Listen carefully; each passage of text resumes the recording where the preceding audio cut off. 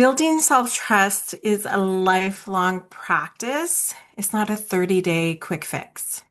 So, welcome to day 29 in this 30-day self-trust challenge. My name is Kathy Richards. I am a registered dietitian.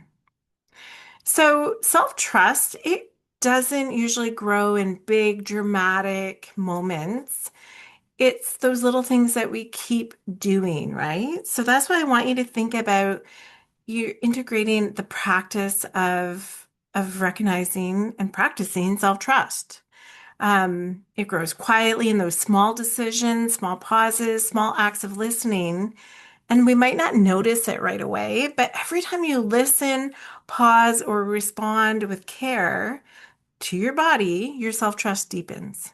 Even now, it might be growing. Okay. So, what are some examples of self-trust? If you're someone that likes to be able to measure things, like how am I doing for self-trust? Choosing rest when you're tired, that is a great one and a super important one. If you watch any of my video trainings across different platforms, I really do believe sleep is a foundation for the rest of our health. And even with body trust and self-trust, if we're not sleeping well, nothing else, if we're not rested, nothing else can go as well as it could. Okay. So choosing rest when you're tired, eating when you're hungry, that is self-trust, trusting that my body gave me this signal that it needs some fuel. I'm going to fuel myself and trusting that our hunger can change day to day. That can be a big one. That can be a hard one if you come from diet culture and years of dieting.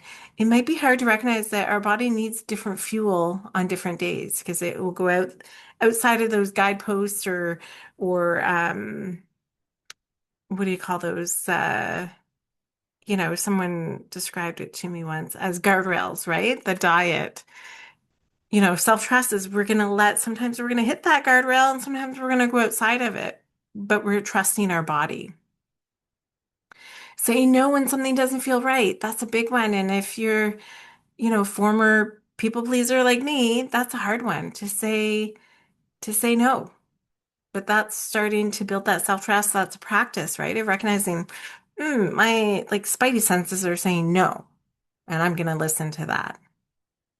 And these moments might seem super small, but they're actually everything for continuing on this journey of building self-trust.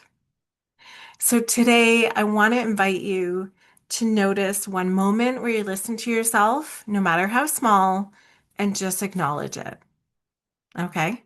So it might be, I'm trying to think of a moment where I've listened to myself today.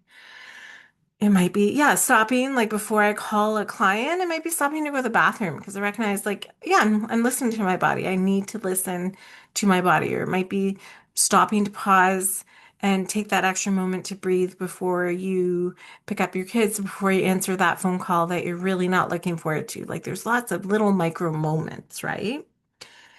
You can also choose one practice to keep over the last 30 days, right?